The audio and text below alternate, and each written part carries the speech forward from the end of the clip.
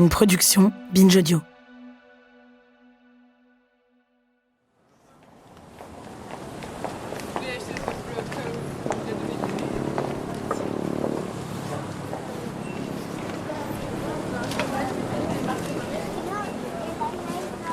J'arrive en France, je commence à m'installer. En fait, je trouve une coloc. Et donc, j'arrive en me disant, ça va être quelque chose de fabuleux, une nouvelle manière de me vivre. Et en fait, très très vite les premiers jours, je suis complètement pétrifiée.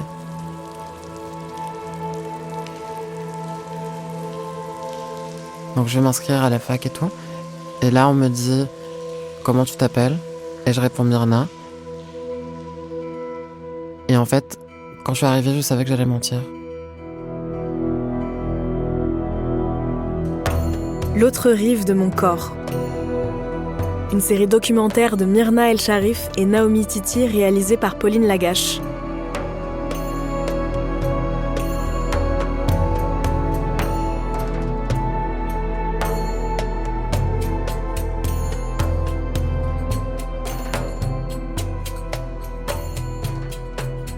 Épisode 2. D'autres vies que les miennes.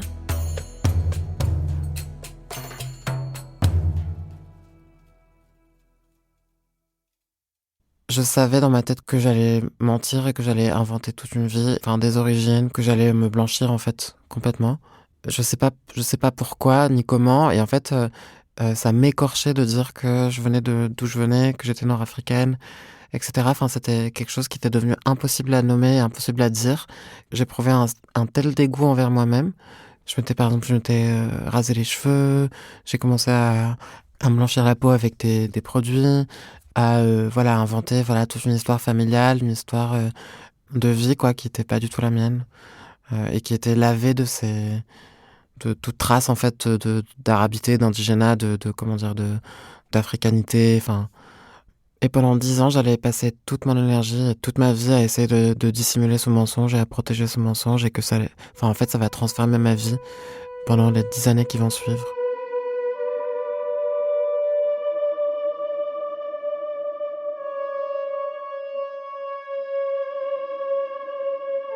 Et donc je raconte, que j'étais d'origine espagnole. Et donc en fait ça expliquait que j'étais pas tout à fait blanche de peau, mais je l'étais quand même, parce que je faisais tout pour l'être. Voilà, il y avait un vague truc d'Afrique du Nord, mais c'était pas très clair. Enfin, c'était quelque chose d'assez lointain. Je m'appuyais sur des choses qui étaient, je dirais pas vraies, mais en tout cas qui se rapprochaient d'une forme de vérité, quoi. Par exemple, le fait que je parlais bien espagnol, ça facilitait les choses parce que j'avais pas d'accent non plus. Et qu'en fait, depuis que je suis petite, j'ai ce truc aussi d'intégration de la norme blanche en apprenant les choses, par exemple, en essayant de ne pas avoir d'accent, pas avoir d'accent en français, de pas avoir d'accent en espagnol. Tout ça, ça va faciliter une forme de flexibilité que j'avais à saisir assez vite ce qui faisait race. Donc j'ai inventé tout un truc sur mes origines. Plus c'était flou, moins les gens avaient tendance à s'immiscer dans les détails, parce que ça devenait quelque chose d'un peu compliqué dont on parle pas, quoi. Ce qui était important pour moi, c'était de protéger d'où je venais, de jamais dire que j'étais tunisienne, de jamais dire que mes parents étaient tunisiens, que j'avais grandi dans une famille en partie musulmane. C'était les choses il fallait pas du tout dire.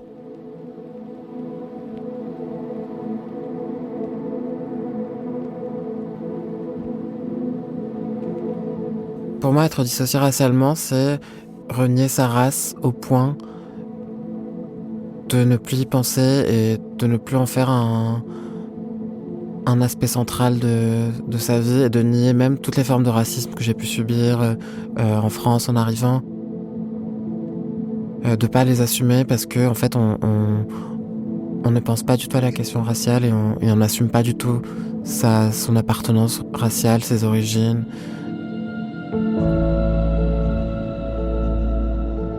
On crée on segmente un peu sa subjectivité dans deux parties distinctes. Une partie qui veut se faire apparaître comme une personne blanche, et une partie intérieure qui souffre de ne pas être une personne blanche.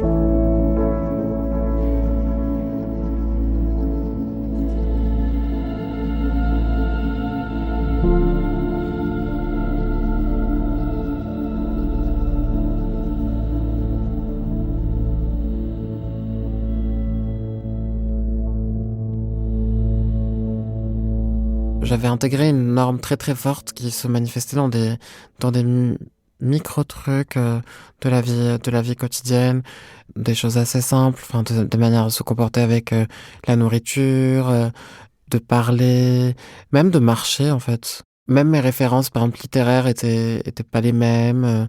Moi, je viens d'un milieu où on va pas parler de littérature, on va pas parler de choses intellectuelles. Et en fait, je remarque aussi, mais ça, c'est aussi des codes bourgeois français, que, en fait, plus on va donner des références littéraires, plus on va montrer qu'on a lu telle chose, et plus on va, voilà, s'inscrire un peu dans tout ce qui est valorisé socialement, on va apparaître comme étant blanche. Je pense que j'étais dans un tel état de dissociation et de distance vis-à-vis de moi-même que j'arrivais même plus à me dire que c'était un mensonge. Pour moi, c'était une part de ma réalité. J'y croyais presque moi-même. Je pourrais pas te dire que pendant 10 ans, tout le monde a cru que j'étais blanche et en fait, elle s'est dit, oh là là, white girl, genre, tu devrais faire de la country. Non, tu vois, je pense qu'en fait, il y avait des gens qui...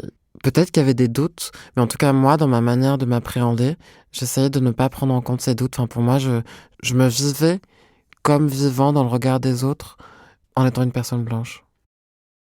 Et après, il y avait tout un aspect logistique aussi, où je devais par exemple constamment masquer mes papiers. Personne ne devait voir que j'avais une carte de séjour. Quand je parlais par exemple au téléphone avec ma mère, il fallait que je sois chez moi, que personne ne m'entende parler arabe dans la rue. J'avais un rejet épidermique de tout ce qui me constituait en fait. J'étais complètement paranoïaque. Donc je cachais tout le temps mes papiers, mes documents, mes courriers.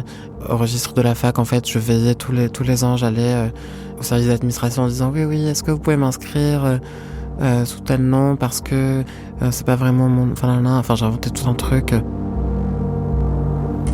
Et en fait, au début, c'était assez simple. C'était même très vivifiant. Enfin, j'étais extrêmement heureuse en me disant, parfois même un peu vaniteuse, en me disant, regarde, t'as réussi à t'inventer, t'as réussi à te créer un personnage de toi-même, t'as dépassé toute ta souffrance que t'as pu vivre, t'as dépassé toute cet isolement. Et en fait, maintenant, regarde, tu t'es créé de rien, quoi. T'es trop forte. Bon, je disais fort à l'époque. Et voilà, et j'étais dans une grande joie par rapport à ça. Peut-être même que cette joie, elle était sincère et qu'elle avait lieu d'être. Peut-être qu'il fallait que je passe par cette forme de dissociation pour pouvoir exister et pour pouvoir m'accomplir. Et qu'en fait, c'était... Enfin, peut-être ma souffrance était telle qu'elle pouvait pas échapper à un moment aussi de repos par rapport à cette souffrance. Je pensais pas à ce qui m'était arrivé en Tunisie, je pensais pas au racisme, je pensais pas au harcèlement scolaire, je pensais pas... Enfin, en fait, je pensais plus à rien, je pensais juste au récit que je m'étais créé et à ce que je voulais laisser transparaître, quoi. Et je pensais même pas au racisme que je pouvais subir ici. J'étais dans une forme de carapace et ça pouvait me laisser dans une forme de joie.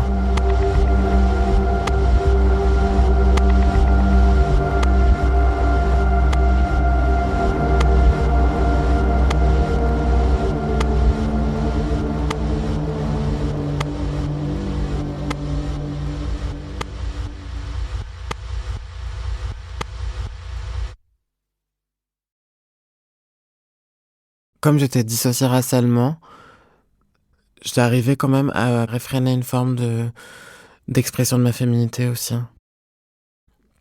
C'était pas quelque chose qui apparaissait pendant ces 10 ans, enfin c'est quelque chose qui avait été mis complètement de côté, alors même que ça avait complètement façonné mon adolescence et en fait le monde intérieur que je m'étais créé pendant l'adolescence, ce rêve d'une féminité qui s'exprime et qui s'assume. Et je pense de la même manière que j'avais réprimé ma racialisation, j'avais aussi réprimé ma féminité, socialement en tout cas. Pour moi, l'apprentissage de la race, il a tellement été imbriqué dans l'apprentissage du genre que c'est impossible de séparer les deux. Je pense que j'étais assez consciente du fait que si j'avais pas été perçue comme un homme à la naissance, j'aurais pas été racialisée de la même manière et je n'aurais pas eu ce même fardeau, par exemple, familial, les mêmes choses qui étaient projetées sur moi. Ou... Je refusais d'être un homme arabe. Bon, évidemment, je me le formulais pas parce que j'étais dissociée au possible. Mais pour moi, le fait d'être un homme arabe et pas juste arabe, c'était la chose à laquelle je devais échapper. Mais évidemment, genre, j'ai pas mis les bonnes stratégies en place pour pour pouvoir y échapper. J'ai transitionné au mauvais endroit.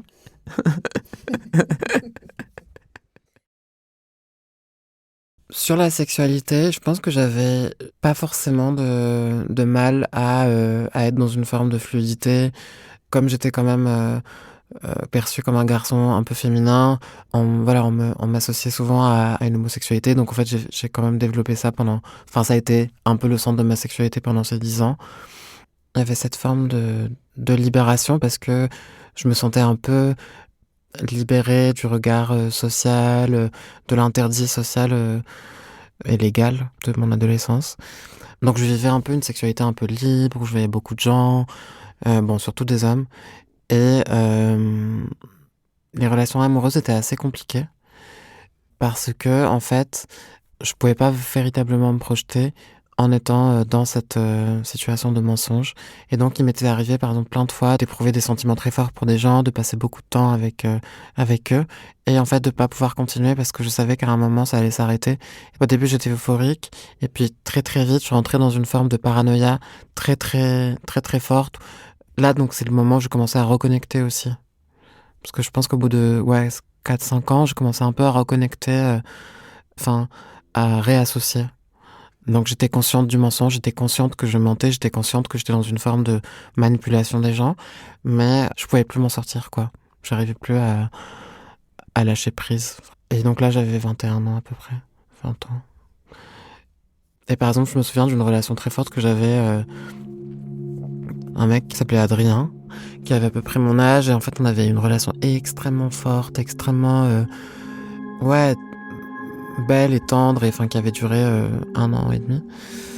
Et en fait, j'étais dans une détresse qui était telle que je l'ai quitté sans pouvoir lui expliquer trop pourquoi. Enfin, j'avais inventé un peu des trucs, mais alors que je l'avais quitté parce que je pouvais pas rester avec lui vu mon état mental. Et puis en fait, pour moi, dans ma tête, j'étais complètement folle. Enfin, j'étais complètement... j'avais un problème psychiatrique, quoi.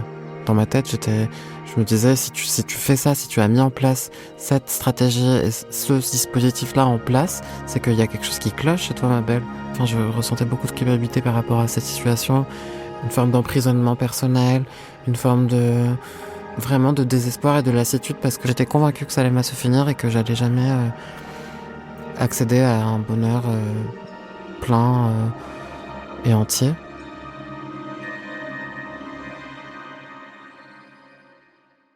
Et en arrivant en France, j'avais aussi rencontré des gens, des filles, des femmes à la fac, dont je suis devenue très proche, qui sont toujours mes amies aujourd'hui, qui étaient plutôt des personnes, des femmes avec qui je me sentais bien. Enfin, j'avais l'impression que je recréais un peu la même configuration que l'enfance. D'ailleurs, avec l'une d'elles, on disait qu'on était cousins. Il y avait des gens qui pensaient vraiment qu'on était cousins. Et elle étant une personne française, et moitié française, moitié espagnole, ça me permettait de protéger mon mensonge.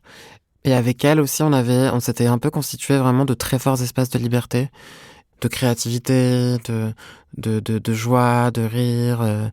On se prenait un peu pour des artistes maudits, des poétesses maudites. Et moi, j'écrivais de la poésie à l'époque et je croyais vraiment que je vivais dans une sorte de fantasme littéraire et onirique. J'étais...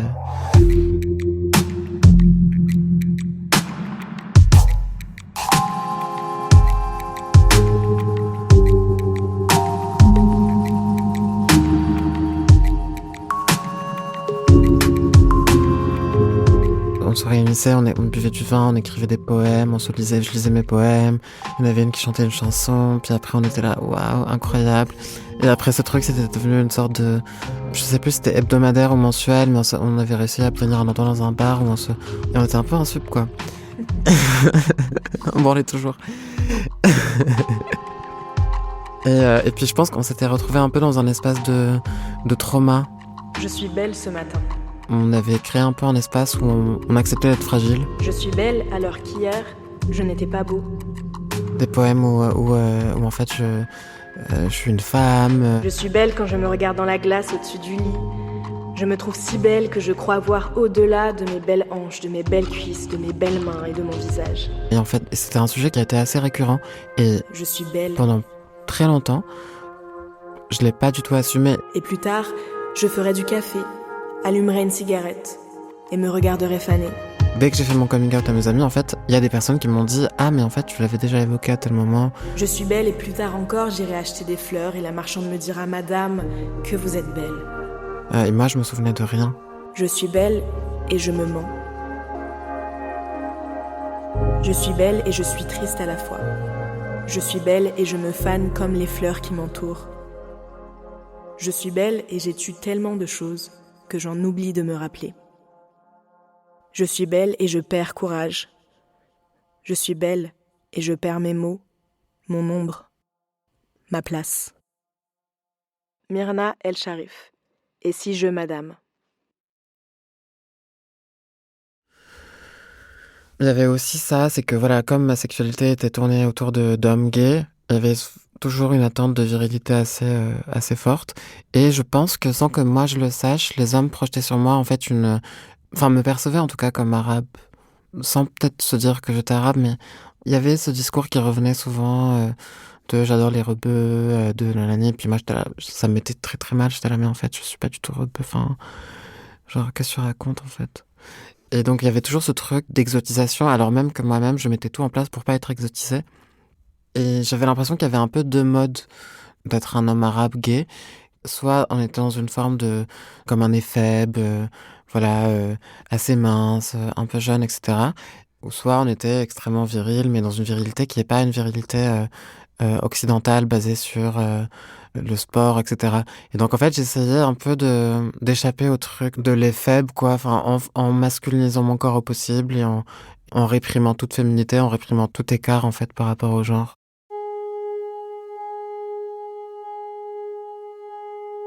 Le racisme sexuel revêt deux formes distinctes.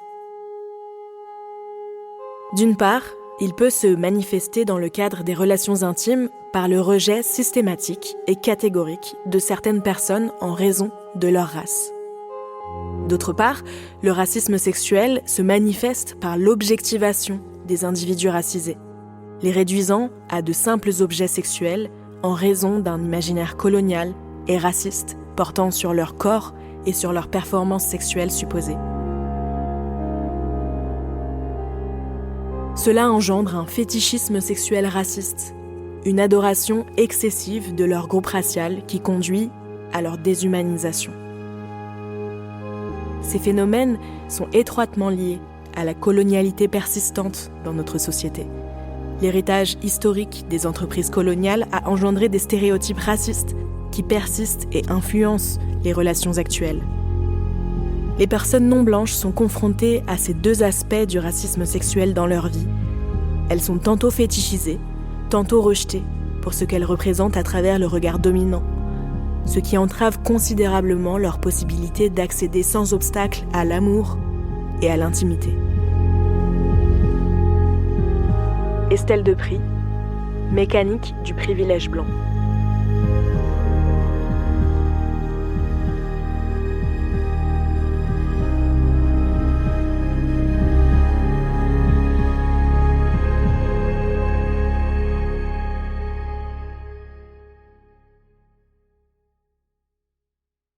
Dans ma tête, enfin, il y avait des priorités, c'était ne pas avoir l'air arabe, ne pas avoir l'air féminin.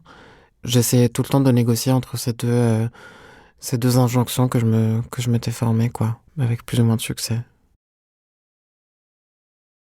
C'est aussi à ce moment-là que j'ai commencé à expérimenter les premières formes de dysphorie. La dysphorie, c'est quand on ressent un décalage entre son genre et son corps. Et ça, c'est un décalage qui, voilà, engendre un mal-être et une très grande détresse. Et en fait, j'ai commencé à éprouver cette dysphorie par rapport, par exemple, à mes parties génitales, à mon corps. Par exemple, pendant les rapports sexuels, dès que quelqu'un s'approchait de mon sexe ou que je devais performer un rôle que je jugeais masculin, en fait, j'étais toujours dans une forme de détresse psychologique qui me poussait toujours à dissocier et à aller dans un autre monde, en fait. Je réprimais tout et j'étais juste dans la protection du mensonge. Et je focalisais sur des choses comme ma minceur qui était devenue problématique, qui était aussi un vestige de mon adolescence parce que j'avais été anorexique et je me faisais beaucoup vomir, etc. Et en fait, je voyais mon corps comme le corps de l'adolescente que j'étais, qui se figurait avoir une identité féminine. Donc il y avait en fait ce rejet du corps adolescent, ce rejet de toute la féminité qui m'embarrassait quand j'étais enfant, quoi. Mince, et donc du coup chétive, et donc du coup moins virile. Voilà, je devenais complètement obsédée par ça. Mais vraiment, genre, j'y pensais nuit et jour. Je me gavais de nourriture. Je prenais des aliments grossissants, enfin des comprimés pour grossir. Je faisais beaucoup de sport, de la musculation. Je prenais plein de protéines. Enfin, j'étais dans une constante volonté de contrôle de mon corps et de la masculinité qu'il devait renvoyer. Bon, évidemment, j'ai jamais réussi à avoir l'air viril, mais... mais dans ma tête, je pensais que ça allait arriver. Vers l'âge de, du coup, 22 ans, je rencontre un homme donc, qui s'appelle Pierre. Bah alors Pierre, il est blanc de peau, il a une barbe de quelques jours, il a les cheveux courts et châtains foncés. Il a les yeux clairs et assez grands. Il a des sourcils très fournis, des lèvres assez fines. On s'était rencontrés chez des amis qu'on avait en commun. Et le courant était passé, puis on avait passé la soirée. Enfin, il me faisait beaucoup rire. Il était extrêmement drôle et extrêmement intelligent. Et, enfin, il avait un humour très fin et toujours très pointu. Et enfin, j'étais hyper impressionnée par lui. Et je sais pas pourquoi, j'ai eu une intuition qu'il me regardait avec sans le prisme racial, sans chercher à savoir ce que j'étais racialement, quelles étaient mes origines, etc. C'était des choses dont on parlait assez peu. Et donc tout de suite avec lui, ça a été assez bien, assez vite. On se voyait beaucoup, on avait une intimité qui était forte. Et en fait, pendant l'intimité que j'avais avec lui, j'avais l'impression que j'avais beaucoup moins cette forme de dysphorie que j'avais par rapport à mon sexe, par rapport à mon corps. J'avais l'impression en tout cas de me débarrasser d'une forme de fardeau avec lui. La race n'a plus tant d'importance que ça. Enfin, en tout cas, je sens qu'il y a un espace où je peux me reposer de déployer des stratégies pour échapper en fait à l'assignation raciale. Mais bon, petit à petit, ça a quand même été assez compliqué puisque je suis rentrée dans les mêmes mécanismes qu'avant et j'ai commencé en fait à être dans une grande paranoïa par rapport à ce qu'il allait découvrir sur moi, à comment il allait réagir. Et contrairement aux autres personnes, je l'ai pas lâché. J'ai pas eu la force en fait de partir de la relation à un moment où je sentais que je pouvais plus cacher mes origines, mes papiers, etc.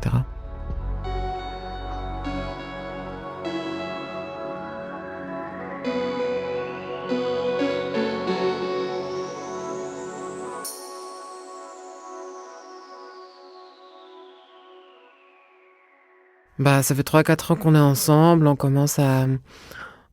commence à éprouver un peu les limites de notre relation du point de vue de mon mensonge. C'est-à-dire que par exemple, lui, il avait besoin de développer des choses avec moi. Il était un peu plus âgé, enfin, il avait 3 ans de plus. Il avait besoin de faire des projets de voyage, de faire des projets d'enfants, des choses à faire à deux. Et en fait, moi, j'étais complètement enfermée dans un truc où il fallait que je cache mon identité, donc je ne pouvais pas exprimer le moindre besoin d'avancer sur cette relation. On avait du mal à garder une forme d'harmonie qu'on avait au début. Et donc moi, je commençais à boire beaucoup à ce moment-là aussi, à sortir pas mal. Enfin, j'étais un peu désespérée par rapport à la situation que je vivais. Je rentre dans une forme de paranoïa qui est très grande. Je commence à avoir peur de tout, du monde qui m'entoure, des personnes que je croise, etc. Enfin, de mes amis, de qui mes amis allaient rencontrer. Donc, si je savais par exemple que mes amis étaient sortis à une fête, je commençais à avoir une grande paranoïa en me disant « Ah, ils ont rencontré quelqu'un qui me connaît, puis ils ont tout découvert, etc. » À cause de ça, je commençais un peu à m'éloigner de mes amis. Donc je me sentais très seule. J'évitais de les voir. Quand je savais qu'elle allait voir la personne, je devenais fuyante. Et je pouvais pas dire ce qui m'arrivait, ni à Pierre, ni à mes amis. J'ai gardé en fait une très grande tristesse et une très grande paranoïa de cette période, parce que je pense que c'est une période de désillusion très forte où j'ai vu la fin de mon mensonge arriver et je voyais le jugement des autres, je voyais en fait le mépris que j'allais inspirer, puis l'abandon dont j'allais faire preuve. Donc en fait, il y avait toutes ces choses-là qui se bousculaient à ce moment-là avec Pierre, à ce moment-là de la relation.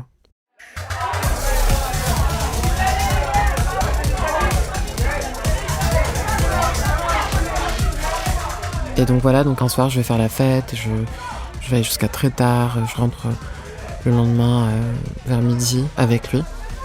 Et en fait je m'endors et assez vite je suis réveillée par Pierre qui fait un bruit en fait de vêtements comme ça dans la pièce, très fort, en rangeant des trucs. Enfin, les gestes de quelqu'un qui est énervé, qui veut montrer qu'il est énervé. Pendant la soirée, comme j'avais bu, j'avais fait preuve de négligence. Et en fait, j'avais laissé ma carte bleue dans ma poche. Quand il a pris mon pantalon que j'avais laissé près du lit pour le mettre à la lessive, en fait, la carte bleue est tombée, donc il a retrouvé le nom. Et donc, je me réveille un peu sonnée. Il me dit, mais c'est qui? Donc du coup mon prénom de naissance. Et donc là je me relève complètement, je me dis bon, ça y est, je crois que c'est un moment où j'arrive au bout de quelque chose. Et je lui dis c'est moi. Et là du coup il se fige et il s'assoit sur le lit et il me dit mais comment ça c'est toi? Je lui dis un jour je suis partie de mon pays et j'étais dans une souffrance si grande que j'ai pas eu d'autre choix que de mentir.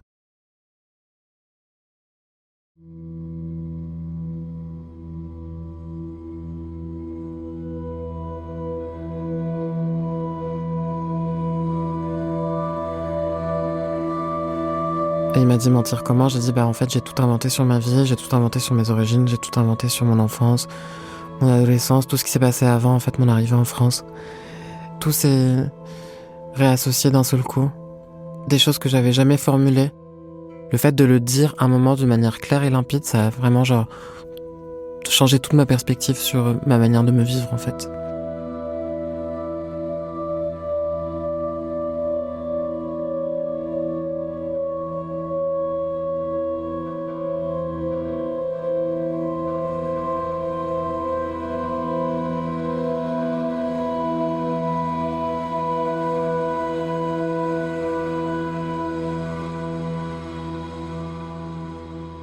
Donc il m'a dit d'accord, est-ce qu'on pourrait en parler? Donc je me suis habillée et on est sorti, on a marché au Père-Lachaise.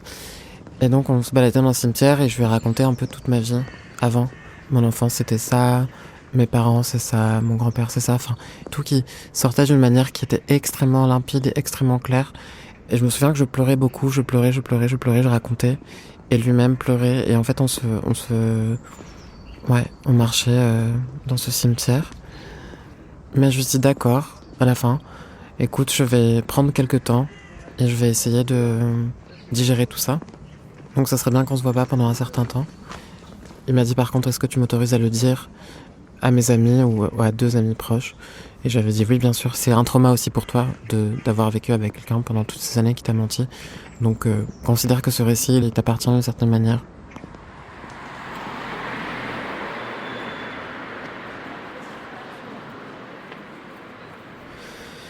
Et donc je suis partie et comme à ce moment-là, j'avais des problèmes financiers, donc c'était une période où je me remettais à faire du travail du sexe.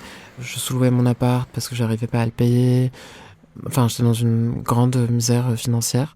Des amis à lui m'ont contacté pour me proposer de m'héberger pendant cette période. Et à partir de ce moment, Pierre m'écrit en me disant « Je ne vais pas te lâcher maintenant, mais ce dont j'ai besoin, c'est d'honnêteté. Et donc, ça serait que tu ne vives plus dans le mensonge et que tu ne vives plus dans cette erreur-là seule. Et que maintenant, en fait, tu dois le dire toi-même. » J'avais pris mes amies une à une. Avec chacune, j'avais un petit rituel. Et puis, mes amies m'écoutaient de manière très attentive. Et c'était assez fou parce que tout l'effondrement que j'avais imaginé, que j'avais prévu, vraiment auquel j'avais pensé nuit et jour, qui me provoquait des insomnies, qui me poussait à prendre des antidépresseurs, qui me rongeait tout le temps. Il y avait toujours ce voile qui flottait sur moi par rapport à ce récit, par rapport à cette histoire. En fait, c'était comme si cet effondrement, il n'avait pas du tout eu lieu. En fait, chacune a été hyper compréhensive, assez tendre.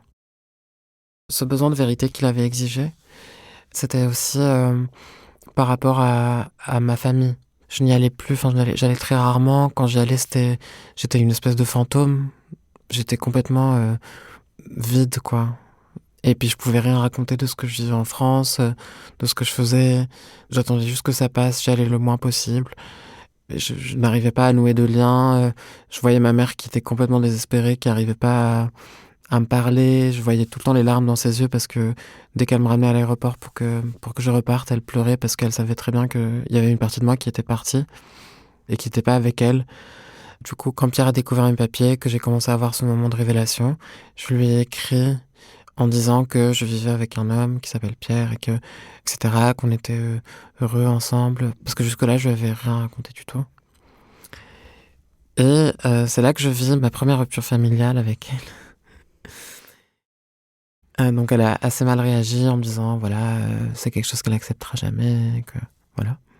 Bon, alors même qu'elle était entourée de personnes queer. Elle avait une sœur lesbienne avec qui elle s'entendait super bien. Sa sœur, elle avait une copine depuis une vingtaine d'années qui faisait partie de la famille. Il y avait quand même une forme d'acceptation de la part de ma mère qui était très forte. Elle avait plein d'amis aussi. Enfin, elle sortait beaucoup. C'est une personne très fêtarde. Et donc, du coup, elle avait plein d'amis gays. Et en fait, avec moi, elle a été extrêmement dure. Et moi, je continuais à vivre un peu mon euphorie de vérité, enfin, en tout cas, partielle. Je commençais à parler de la Tunisie, je commençais à parler de mon enfance, je commençais à éprouver une sorte de fierté, Il y avait tout qui reconnectait, tout qui prenait sens, et dans ma relation, c'était vraiment super parce que lui montrait vraiment son désir de connaître aussi de là où je venais. Et aussi d'apprendre la langue, il a commencé à prendre des cours de tunisien.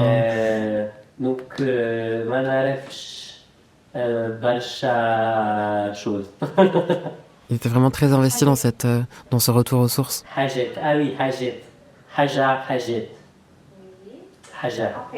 Normalement, dans le temps du sang normal, le jour de l'Aïd. Et donc un jour, j'apprends que ma mère fait un accident.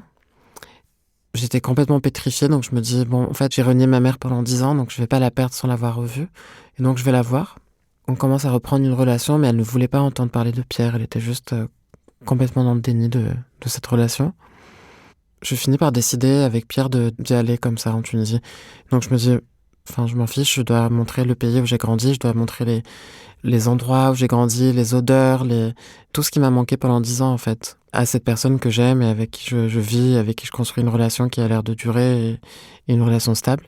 On prend des billets et je dis à ma mère, voilà, en fait, on va... je vais venir avec Pierre. Si tu veux me voir, c'est très bien. Si tu veux pas me voir, c'est tant pis. Et donc là, elle change complètement de comportement en disant non, non, non, vous venez chez moi, bien sûr, etc. Et donc on y va. Et là, elle change de posture à son égard. Elle a humanisé cette relation qu'elle rejetait. Donc elle a mis un nom, un visage. Puis lui était très, très, très sympa. Donc ils sont devenus très copains. Et en fait, ça a beaucoup soudé notre relation aussi d'y aller souvent. J'avais envie de lui faire tout découvrir, qu'il connaisse vraiment la Tunisie comme je l'avais connue.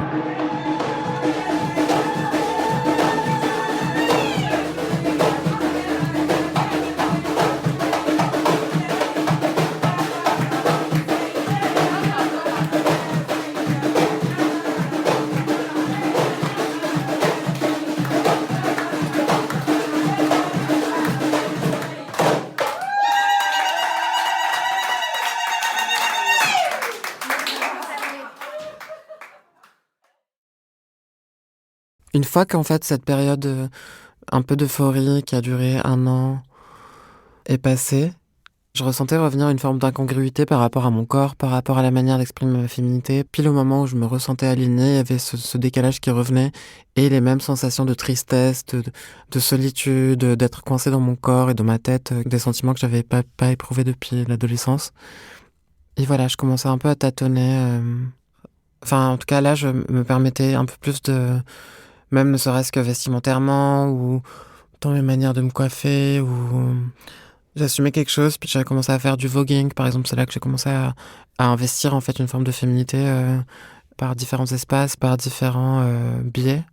Et je sentais quand même une forme de réticence de la part de Pierre. Par exemple, un jour je m'étais tressé les cheveux parce que j'avais envie d'avoir les cheveux plus longs. Et quand je reviens, en fait, je me souviens qu'il était un peu pétrifié de me voir avec des cheveux longs et il a un mouvement un peu de peur. Enfin, lui-même avait eu beaucoup, beaucoup de mal à se construire vis-à-vis de sa famille comme un homme gay, à faire accepter cette homosexualité, à faire accepter cette orientation et cette identité qu'il avait, de se retrouver en fait avec une personne qui a des velléités de transitionner, même si à ce moment-là, j'exprimais pas encore. Je pense que c'était très compliqué pour lui de naviguer en fait dans ça. Et je pense que c'est quelque chose qu'on peut retrouver dans plein de couples où il y a l'une des personnes qui transitionne, enfin de couples gays ou enfin lesbiens, de qu'est-ce qu'on va renvoyer socialement, de comment est-ce qu'on mobilise les outils qu'on a construits tout au long de nos vies pour s'accepter, comment est-ce qu'on les mobilise aussi dans un couple qui change et dans une perception sociale qui pourrait changer.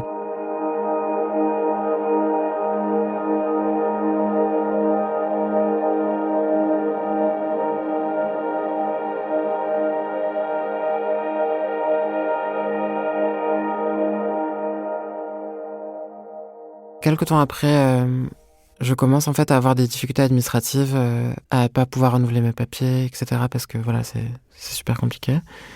J'arrivais pas à trouver un travail stable. Je faisais plein de petits boulots, puis j'avais voilà quelques projets, mais c'était assez rudimentaire. Par hasard, en fait, je postule à un job de prof à l'Éducation nationale parce que bon, j'avais un master et je me disais bon, il faut peut-être que ça peut marcher, que ça peut t'aider à te régulariser. Et donc je postule et on me prend sans me demander mes papiers. Je deviens prof en étant sans papier, donc prof de français. Avec tout ça, et ma vie avec Pierre, en fait, j'arrive à me régulariser. Pendant cette période de sans papier, on avait tellement peur que je sois expulsée qu'on s'est dit en fait que fallait plus jamais que ça arrive, et donc on a préféré, on a décidé de se marier. Et c'était un mariage assez chouette, enfin, c'était vraiment trop chouette. Enfin, c'était hyper joyeux, c'était l'hiver. C'était drôle parce qu'en fait, on se mariait, mais en même temps, on essayait de faire semblant que c'était pas un mariage traditionnel. Enfin, plein de gens font ça. Enfin, tu vois, se marient, mais en même temps disent non, mais en fait, moi, je suis un peu contre le mariage, mais en même temps, enfin, tu vois, je vais faire une cérémonie laïque. Mais c'est vrai que moi, genre, petit à petit, je commençais à ressentir l'urgence de la transition, donc il y avait un peu tout qui se bousculait dans ma tête.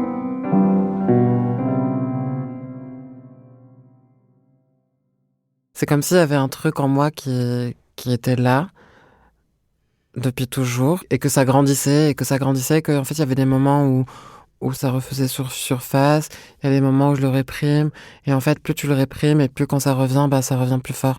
Et c'est un peu ça que j'ai éprouvé tout au long de ma vie à ce moment-là par rapport à cette féminité et à comment est-ce qu'il fallait négocier avec elle, quoi. Et je pense que j'avais réprimé tellement de choses pendant 10 ans que la féminité ne se réagençait pas de la même manière. C'est un moment où j'assumais beaucoup plus une féminité vestimentaire. Enfin, je faisais même des pubs pour de la lingerie un peu féminine. Ouais, j'étais plus dans une forme de fluidité. Je commençais à me considérer un peu comme non-binaire. J'essayais un peu de négocier avec ça tout en gardant quand même un ancrage masculin, quoi. Un peu après le mariage, je commence une thèse d'anthropologie et je voulais explorer donc les cultures vaudou à leur origine, à leur lieu de création, et non pas en fait tel que ça m'avait été transmis en Tunisie, donc dans des pratiques plus diasporiques. J'avais envie de découvrir cette culture et de m'initier spirituellement.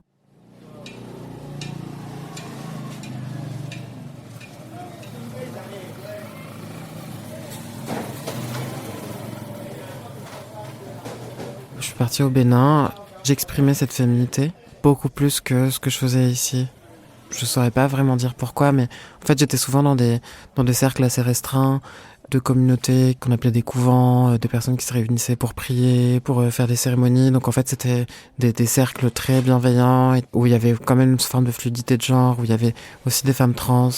Bon, je dis femmes trans pour me rapprocher un peu d'une acception occidentale, mais en fait c'était des formes de franchissement de genre qui étaient assez différentes du monde occidental et selon des grilles de lecture qui étaient assez différentes. Et donc en fait ça m'avait permis aussi d'avoir un certain apaisement moi-même par rapport à ça.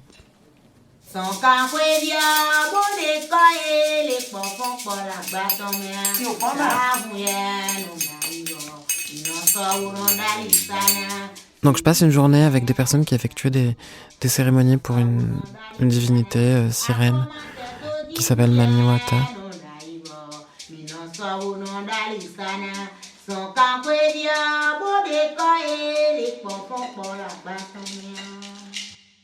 Et en fait, Mami Wata, donc c'est une divinité aquatique du panthéon vaudou, une femme sirène qui avait par exemple comme objet qui lui était attribué par exemple des miroirs, donc certains atours de la féminité.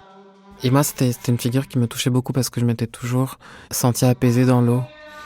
Et donc je passe la journée à écouter des chants sur cette divinité.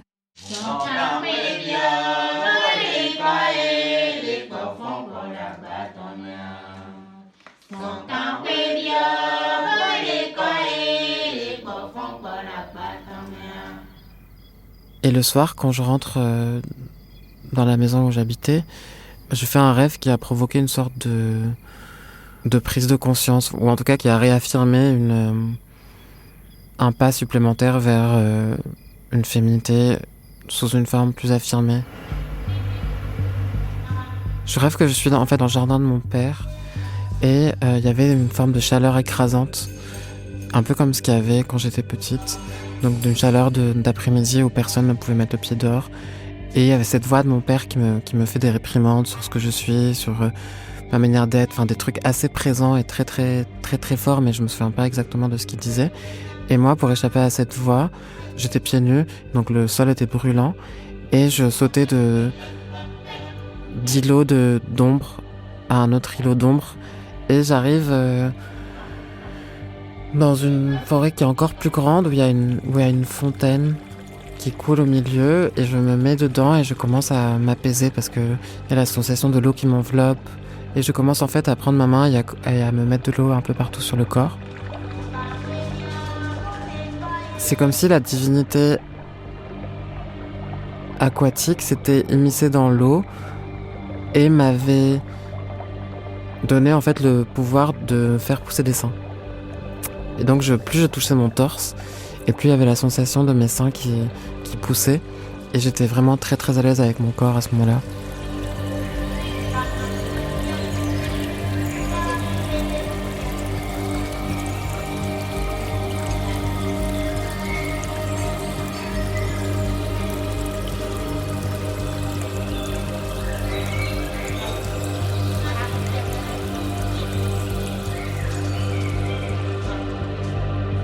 Quand je me suis réveillée, j'ai pensé beaucoup à ce rêve et ça a provoqué une sorte d'alignement, encore une fois, où je me suis dit peut-être c'est dans cette direction que mon corps doit aller.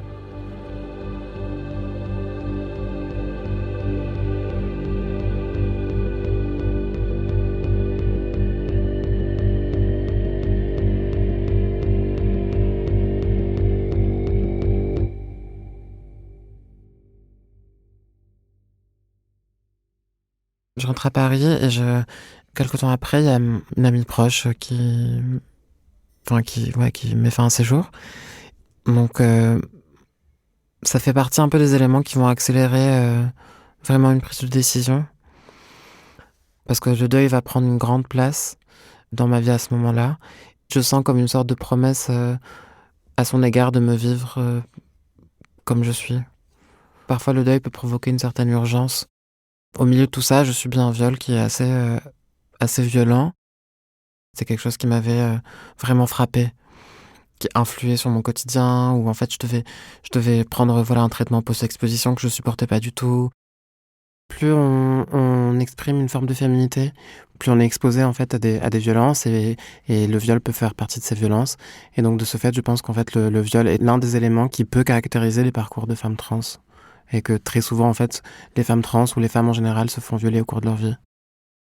Et en fait, tous ces éléments, donc le deuil, ce viol, ont fait que je me suis beaucoup éloignée de Pierre. Et voilà, un jour, je pars en vacances, donc l'été qui a suivi tout ça, et il m'écrit en me disant, voilà, je sens très bien que on s'est beaucoup éloignés l'un de l'autre. Maintenant, ça fait 8 ans qu'on est ensemble. On doit faire en sorte que notre rupture soit aussi respectueuse l'un envers l'autre que l'a été notre relation. Donc, ça serait bien qu'on puisse se parler.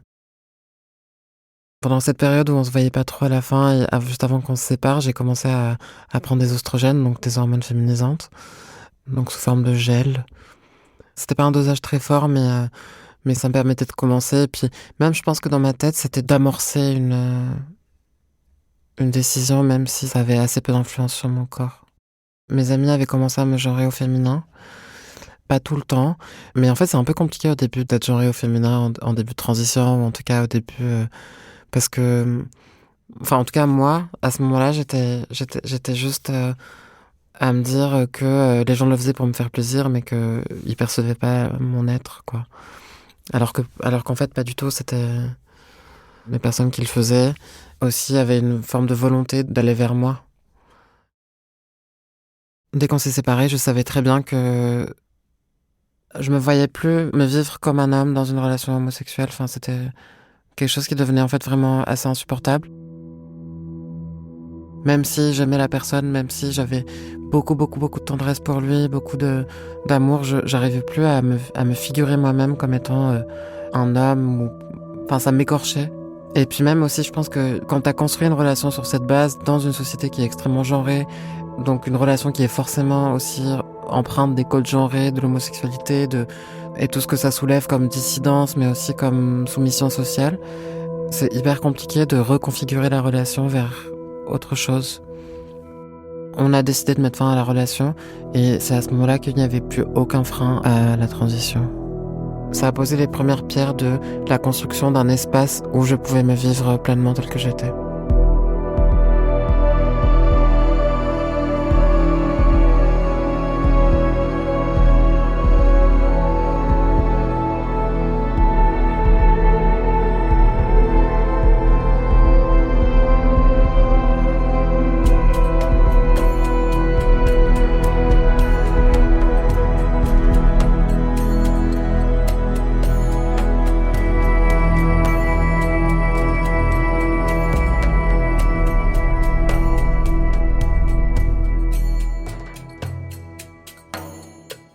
À suivre dans Le cœur sur la table.